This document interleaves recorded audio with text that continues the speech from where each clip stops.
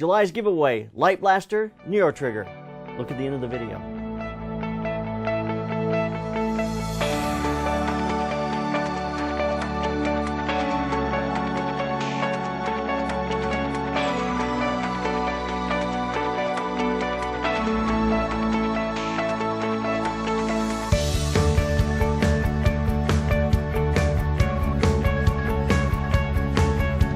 Today on the Slanted Lens, we're shooting a stylized shot of a girl with an umbrella being blown by the wind.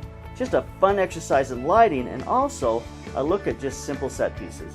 We will create our environment with three elements. Number one, clumps of grass in the foreground.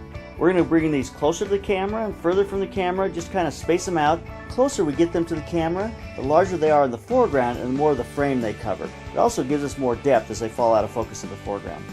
Number two is a tree branch overhead. We have a tree branch that's held up by a clamp in the foreground on a combo stand. This is going to frame the top of our frame and give us just a little bit of a framing overhead. Number three is the backdrop. It's gray and mottled, kind of looks like stormy sky, just nondescript, makes a nice background for us. I also created a small structure for her to lean against to give the impression she's leaning into the wind. Last of all, we're going to add wind and leaves to create action in the frame. So let's get started.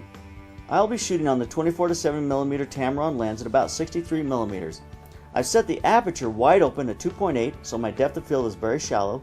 I'll set my shutter at 1/60th of a second to slow down the leaves but not stop them. Then the ISO set at 250 to make the other settings possible. Let's look at the lighting breakdown. Our first light is a Dynalite Studio head with a medium softbox with a grid. These Dynalite Studio heads have a very nice soft quality about them. It makes for a very nice light. We now added three background lights. These are three PhotoFlex flex heads. They're going to be on the floor aiming up towards the background. I want it to be darker at the top and lighter at the bottom. This gives me a sense of depth, or the sun kind of going down. Our last light is a Dynalite travel head with no modifier as a rim light.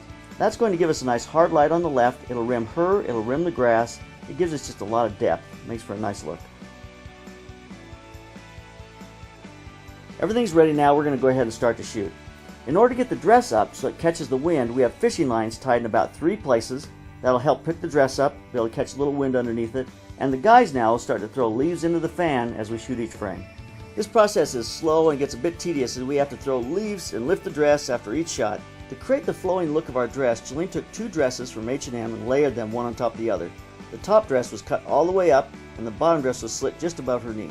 This gives us lots of fabric to blow in the wind. Jolene will go in and Photoshop, kind of clean up the rough edges. Here are some of the unedited images using the structure. Here are a few where she did not use the structure and just leaned forward. You know, it really doesn't look that bad. I think this is almost as effective as the structure and maybe one of the ones I use. This really will become a composite image when we're done. In post, Jolene will take several images and composite them together. Leaves from one and a dress from another, a body from one and a face from another. I wanted the background a little more out of focus, so she'll outline the girl and make that a little more soft in the background. Let's take a look at the final image. I love this type of image. They're fun to shoot and create a great product. You know, it really doesn't take a lot of large elements to create a great looking large set. We've got some old grass and a tree branch that I cut down from my yard. That really becomes our set. So get out there, take those elements around you, create some interesting environments, keep those cameras rolling, keep on clicking.